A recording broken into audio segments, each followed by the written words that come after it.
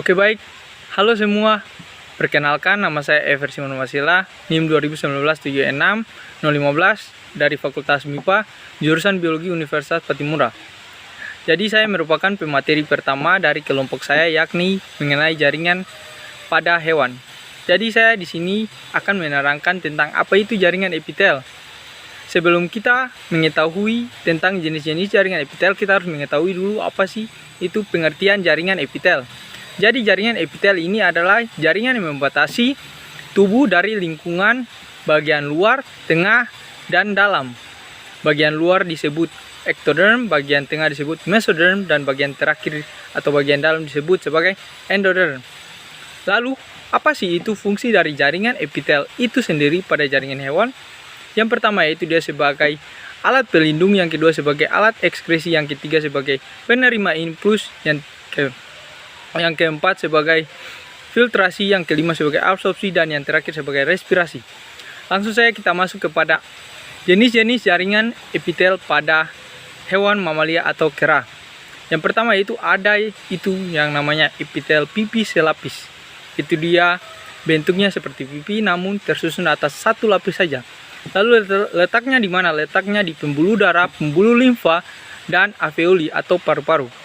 Sudah jelas bahwa fungsinya sebagai difusi dan sebagai penerima oksigen, CO2, filtrasi pada ginjal.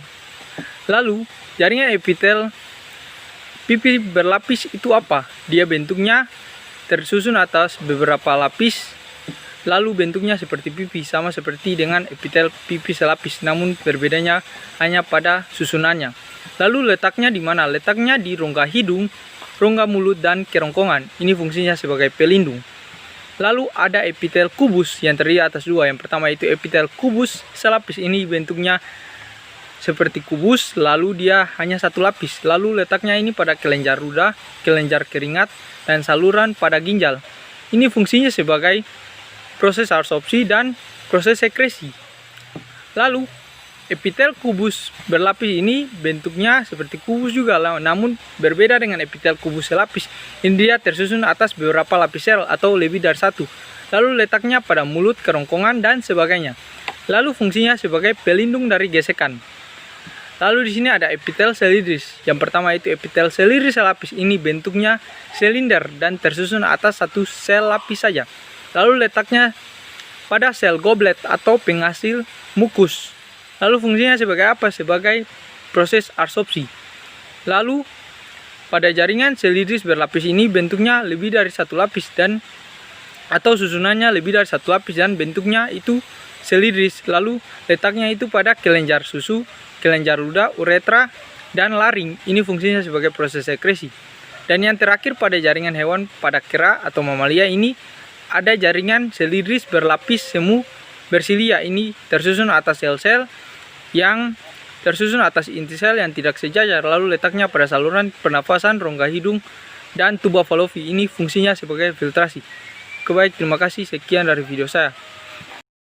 Perkenalkan, nama saya Gracia Novrianti Sopakua, NIM 2019-76-024. Di sini saya akan membahas mengenai jaringan otot pada hewan mamalia, yaitu kera. Jaringan otot dibedakan menjadi tiga, yaitu yang pertama ada otot polos. Otot polos adalah jaringan yang dibentuk oleh sel-sel otot runcing. Otot polos memiliki fibril. Otot polos banyak disebut sel sebab otot polos memenuhi unsur-unsur sel. Otot polos berfungsi sebagai transport makanan dan mengalirkan darah oleh sel-sel pembuluh darah.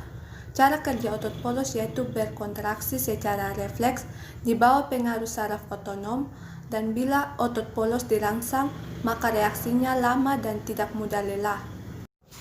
Secara umum, otot polos memiliki tiga bagian utama, yaitu yang pertama, membran plasma. Bagian ini disebut sarkolema.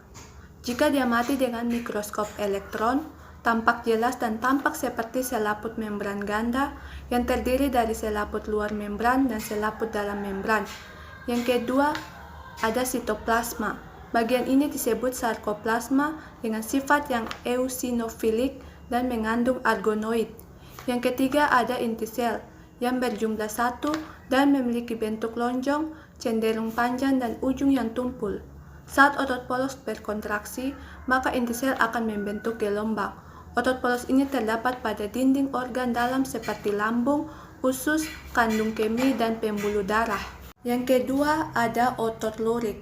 Otot lurik juga disebut dengan otot rangka, yang mempunyai ciri khas yaitu terlihat seperti serabut dalam jumlah ribuan yang tersusun membentuk jaringan otot. Berfungsi untuk berjalan, memegang, dan mengangkat. Cara kerja otot lurik yaitu dipengaruhi oleh susunan saraf pusat dan juga sering disebut otot sadar. Aktivitasnya cepat, kuat, dan mudah lelah. Otot lurik tersusun atas serabut kontraktil yang memantulkan cahaya berselang-seling, gelap atau anisotrop dan terang isotrop. Struktur otot lurik juga terdiri dari dua sistem membran yang disebut plasma atau membran sel dan retikulum sarkoplasma yang keduanya terlibat dalam proses kontraksi. Otot lurik ini melekat pada tulang rangka. Yang ketiga ada otot jantung. Otot jantung adalah jenis otot lurik yang tak sadar yang hanya ditemukan di dinding jantung, khususnya mesoradium. Fungsi otot jantung untuk menggerakkan jantung, memompa darah ke seluruh tubuh. Kontraksi otot jantung bekerja di bawah kontrol saraf, otonom atau tak sadar. Kerja otot jantung yaitu teratur, kuat, dan tidak mudah lelah. Otot jantung tersusun atas sel yang meliputi otot jantung yang disebut kardiomiosite, yang dapat berisi 1, 2, 3, atau 4 inti sel, tetapi biasanya 3 atau 4 sangat jarang. Sel-sel jantung memiliki cabang, sel satu dengan sel yang lain yang bersebelahan pada sisi pendeknya, memiliki sarkolema yang cukup tebal. Sarkolema yang tebal tersebut dinamakan kepiting interkalar atau sinsitium. Kepiting ini berfungsi sebagai penguat otot jantung dan dapat membantu menghantarkan rangsang impuls. Otot jantung ini terletak di jantung. Kesempatan kali ini saya akan membahas mengenai jaringan saraf pada mamalia, yaitu pada hewan kera. Jaringan saraf membentuk sistem saraf. Sistem saraf berfungsi menjamin kepekaan hewan terhadap pengaruh lingkungannya. Sistem saraf juga mampu mengendalikan gerakan otot, sekresi kelenjar, dan berperan besar pada tingkah laku kalori. Pada sel saraf atau neuron ini sebagai pembawa dan pengirim pesan atau rangsang atau impuls saraf. Neuron memiliki badan sel, dendrit, dan neurit atau akson. Jadi yang pertama ada badan sel. Badan sel ini mengandung inti, sitoplasma, membran sel, dan mengandung satu atau lebih percabangan sel yang berbentuk ramping, amat panjang dan bercabang-cabang. Di dalam sitoplasma, badan sel saraf terdapat organel sel yaitu mitokondria, badan Golgi, lisosom, dan badan Niers. Yang kedua ada dendrit. Dendrit adalah perpanjangan sitoplasma badan sel saraf yang berfungsi membawa rangsangan menuju badan sel saraf. Yang ketiga ada neurit atau akson, merupakan juga perpanjangan sitoplasma badan sel saraf yang berfungsi untuk membawa rangsangan meninggalkan badan sel saraf menuju sel saraf lain atau jaringan seperti kelenjar dan otot. Akson terbentuk atas 3, yaitu jadi yang pertama ada neurilema atau sel Schwann, ini terdapat pada sistem saraf tepi. Yang kedua yaitu ada sel lubung mielin yang berfungsi untuk melindungi akson, tetapi tidak semua akson diselubungi oleh mielin. Yang ketiga ada nodus Ranvier, terlihat seperti berbuku-buku dan tersusun dari sel-sel pipi yang berfungsi sebagai loncatan untuk mempercepat impuls saraf ke otak atau sebaliknya. Yang berikutnya ada penggolongan neuron terbagi atas 3, yaitu yang pertama ada neuron unipolar yang fungsinya sebagai pembawa sinyal dan bagian tubuh atau sistem saraf perifer menuju ke sistem saraf pusat. Yang kedua ada neuron bipolar yang fungsinya untuk menghubungkan berbagai neuron di dalam otak dan spinal cord. Yang ketiga ada neuron multipolar yang fungsinya membawa sinyal atau isyarat dari sistem saraf pusat menuju ke bagian lain dari tubuh seperti otot, kulit, dan kelenjar. Yang berikutnya, berdasarkan cara neuron memindahkan rangsang dari tempat beradanya, Neuron dibagi menjadi 3, yaitu yang pertama ada neuron perasa atau neuron aferen, atau yang disebut juga neuron sensori. Yang kedua ada neuron asosiasi atau neuron intermedier, atau yang disebut juga interneuron. Yang ketiga ada neuron motorik atau neuron penggerak. Macam-macam darah. Darah terbagi atas 4 bagian. Yang pertama, eritrosit atau sel darah merah. Dan yang kedua, leukosit atau sel darah putih. Yang ketiga, trombosit atau keping darah. Yang keempat, plasma darah. Kita masuk pada yang pertama, eritrosit atau sel darah merah. Berbentuk lempengan bikonvak, tidak memiliki inti sel, namun mengandung Hb untuk mengikat O2 dan CO2. Yang kedua, leukosit atau sel darah putih, memiliki inti sel, tidak mengandung Hb, dan berfungsi sebagai pertahanan tubuh yang terbagi menjadi 2 bagian. Yang pertama, granulosit yang memiliki protein granula di sitoplasmanya, contoh neutrofil. Dan yang kedua, agranulosit tidak memiliki protein granula di sitoplasmanya, contoh monosit.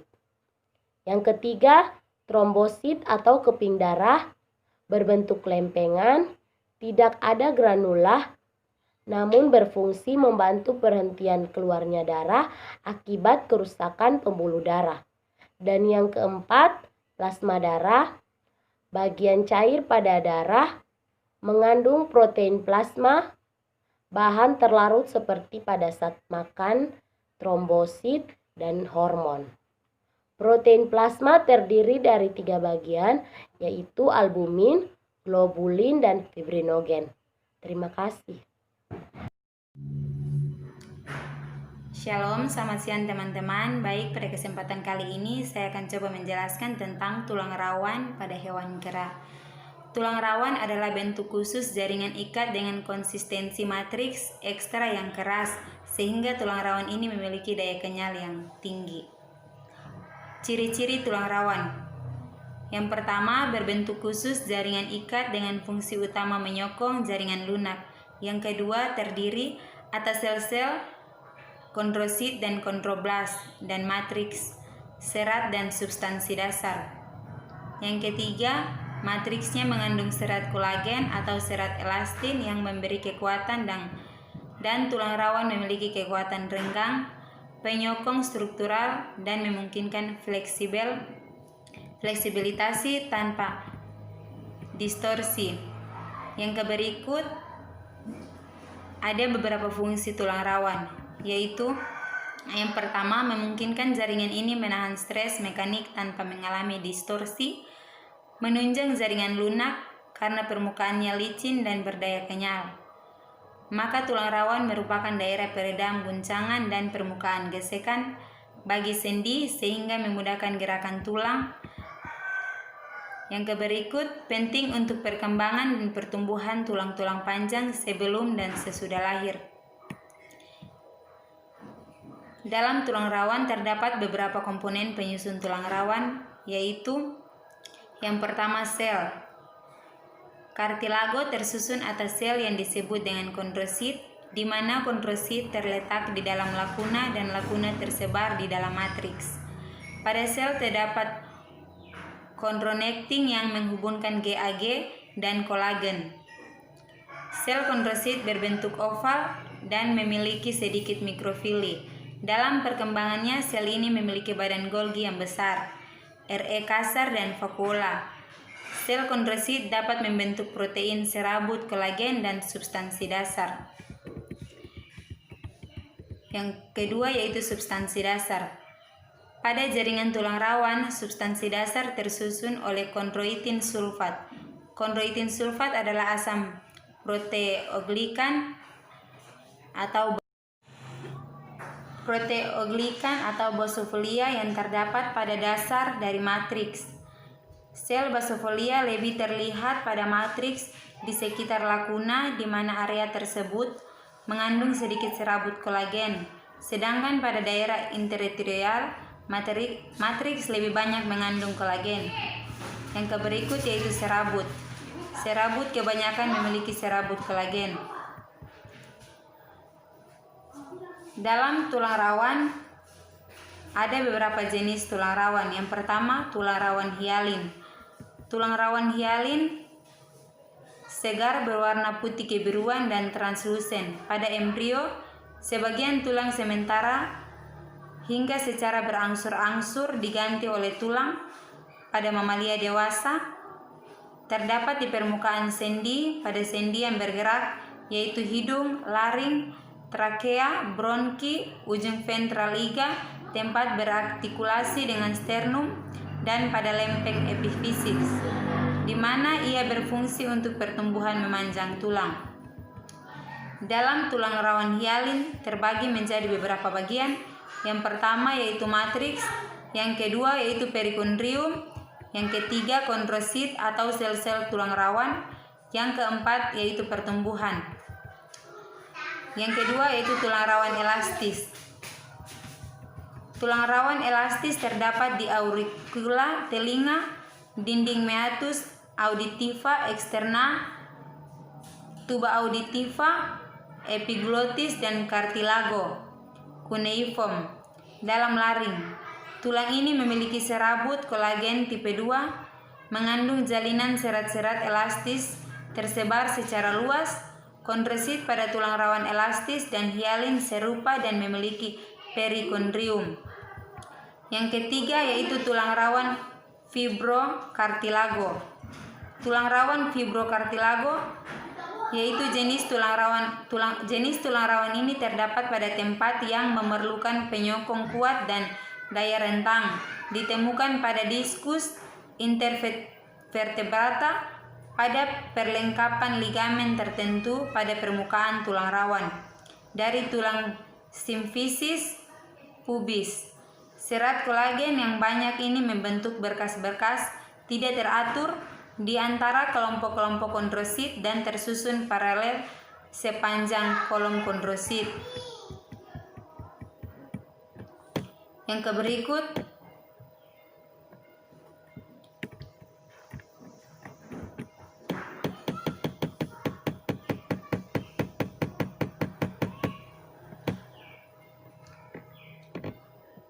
ya, baik, mungkin penjelasan saya sampai di situ saja. Terima kasih dan selamat siang. Jaringan ikat adalah salah satu jenis jaringan penyusun tubuh hewan yang berfungsi mengikat dan menjaga struktur jaringan lain di sekitarnya. Jaringan ikat umumnya terdiri dari sel-sel yang terpisah dari satu sama lain dan terisi sebagian besar oleh matriks ekstraseluler.